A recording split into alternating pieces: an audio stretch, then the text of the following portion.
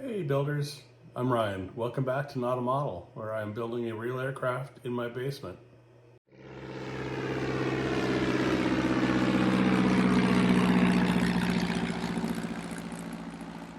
This video is all about my process. How do I stay organized? How do I video my build?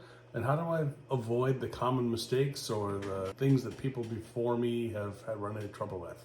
Famous quote from Abe Lincoln: if I'm going to spend 6 hours chopping down a tree, I'm going to spend the first 4 hours sharpening my axe. And that is absolutely applicable to building aircraft. So let's get through the process. How do I start? First thing I do when I'm starting on a new chapter or a new assembly, I cheat. Absolutely. I go steal everybody else's work. A great place to start is the community pages, the wiki. So for RV-10, which I'm building, it is rv10.org. This actually links to others. If you're building an RV-14, there's other pages that do the same thing. So what I like to do is go to the gotchas section, the hints and gotchas by section. So let's just pick on, for example, empennage and tail cone. There's a chapter, section 10. All the hints are in here that other builders have put in. This is a community thing. If you're going to do a yaw dampener, it doesn't come with a tie-down ring for the tail. Here's a couple of good sources. If you're going to wire up a tail light, here's where to do it. Another one that's kind of fun is, a machinist information on putting in the threads for that tie-down hook. Put it in your drill press and turn the drill press by hand. Don't turn the drill on. That would be probably a disaster. But having this thing lined up straight works out pretty well. I did this and it worked out fantastic. Lots of tips from people, and it does it by page and by section. Sometimes it links you out to Facebook. Here's one for the van service bulletin. I don't know why this is not part of the instructions. This was like 2012. They changed how to build this piece. They send you the equipment, but they didn't change the directions. But it is in here. So great stuff. The other thing is, if I go back to like the vertical stabilizer, a lot of builders put their links to their videos when they built their part or their assembly.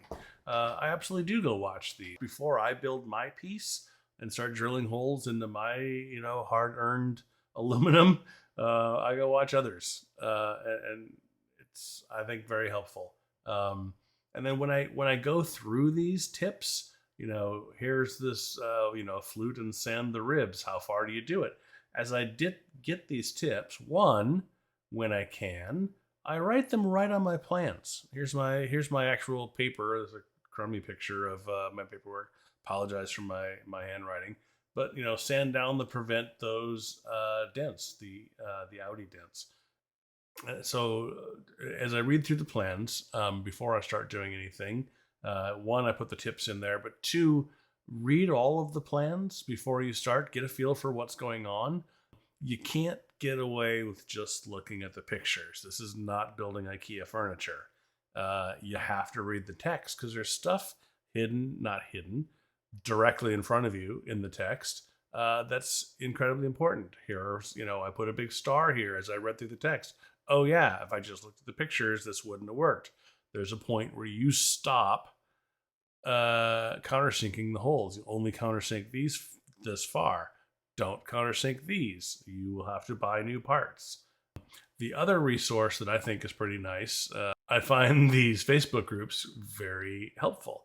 So if I search for example, tail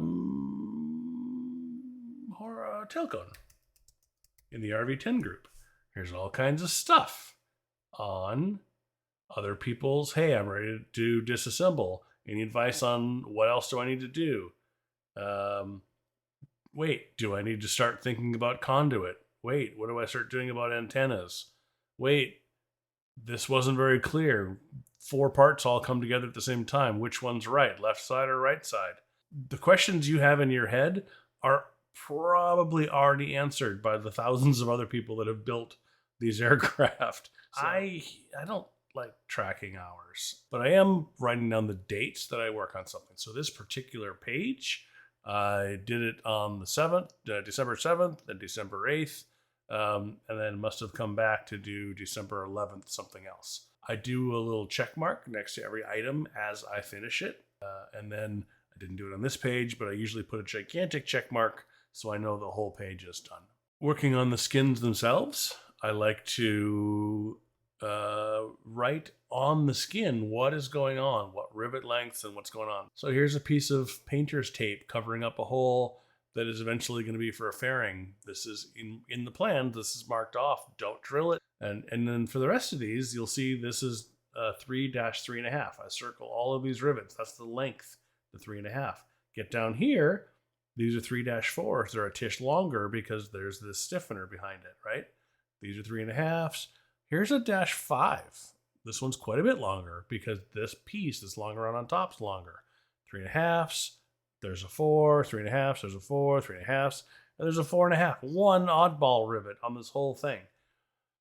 If I have to keep going back and forth between the plans and this, especially if I'm working with someone else who's a helper, I might be on the inside bucking, and my wife or my daughter is out here with the rivet gun because they're way more steady at it than I am. I want it to be right here in front of them. They know which rivet to grab, and we're good to go.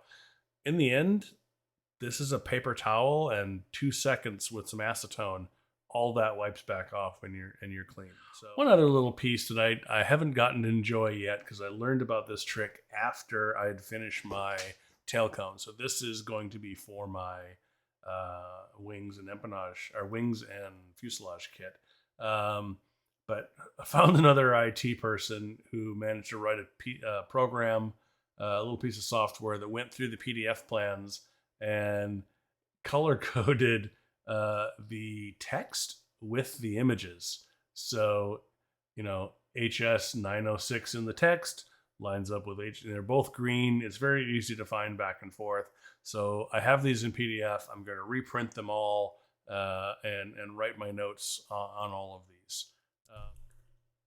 One other little piece about staying organized is as I read these various tips that I get, whether it's from Facebook or from the wiki, is I take screenshots of other people's ideas and consolidate them. I don't want to keep looking around online to say, oh, I learned a trick. Where was that again?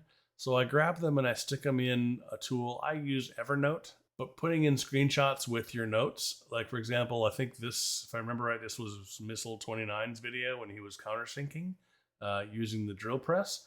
If you use the drill press, everything's nice and lined up straight, but your countersink, that little window to see is this lined up, kind of disappears when this is spinning fast. So he tied it off with a piece of wire to the back. Brilliant. Now you can always see what's going on. Lastly, I am videoing my whole build with a time-lapse camera. I'm using a GoPro, doesn't matter what kind, but it's sitting up in the corner of my shop. It's actually just directly above me, pointing at the shop. So what I do is write down on a little whiteboard, easy erase, what part am I working on? Obviously, it's the horizontal chapter, the page I'm on, and the step I'm on. I've also added, since this video, the date. I also set the timestamp on your camera to the correct date, and everything lines up nicely. So the date on the video, the date on the camera, the date on the file, the date in your plans is all the same thing. Very easy to stay organized that way.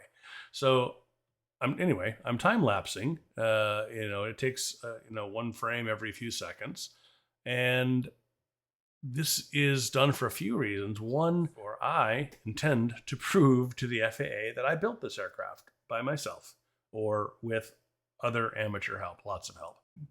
But how do you prove that you didn't just hire a group of mechanics to swoop in and do it for you? You can take logs, but also taking a video to say, this is me on camera doing all the work. I think that's going to be a pretty compelling argument. The other thing is, if I ever had to go back to this, which I already have, to say things like, man, when I worked on those ribs or that particular part, were they wrapped in plastic or not? That would make them laser cut parts. And then finally, someday in the future, something might happen. For example, I might take a bird strike to this corner. I've got to do the maintenance to fix it. Well, how did that fit together again? I can go back to my videos. So how I organize these things, I click go to capture a step, sometimes a group of steps if they're really short. And then when I download these things to storage, I rename the file, horizontal stabilizer, page 2, chapter 1. There's the date stamp that I did it. So my whole horizontal stabilizer, obviously you can see it took me 17 days to do the whole thing. I don't keep track of my timestamp or my time card. I don't punch a clock. Based on the file size, a little table would be pretty easy to look up. Oh, this was a 2-hour build. This was a 1-hour time lapse, that kind of thing. So I'm not worried about punching a clock. If the FAA ever required it, I could go back and rebuild it just from the video files. So there you have it. That is my process as it is existing today. I hope this helps. And if you are building an aircraft and you've got other tips that you'd like to share, please post them in the comments. I'm always up for learning something new. Until next time, cheers. Thanks for watching.